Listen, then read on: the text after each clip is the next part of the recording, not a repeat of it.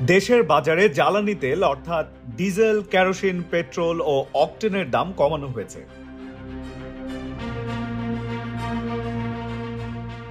আজ বুধবার বিদ্যুৎ, জ্বালানি ও খনিজ সম্পদ মন্ত্রণালয়ের দেয়া সংবাদ বিজ্ঞপ্তিতে এই তথ্য জানানো হয়।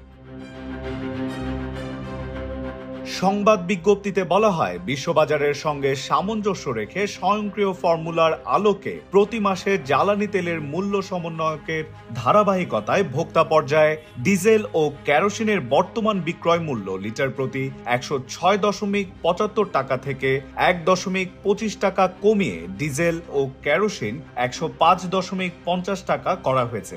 একই সঙ্গে পেট্রোলের বর্তমান মূল্য 127 টাকা থেকে 6 টাকা কমিয়ে 121 টাকা এবং অকটেনের মূল্য 131 টাকা থেকে 6 টাকা কমিয়ে 125 টাকা পুনর্নির্ধারণ বা সমন্বয় করা হয়েছে। পুনর্নির্ধারিত বা সমন্বয়কৃত এই মূল্য 1 সেপ্টেম্বর থেকে কার্যকর হবে বলে জানানো হয়েছে।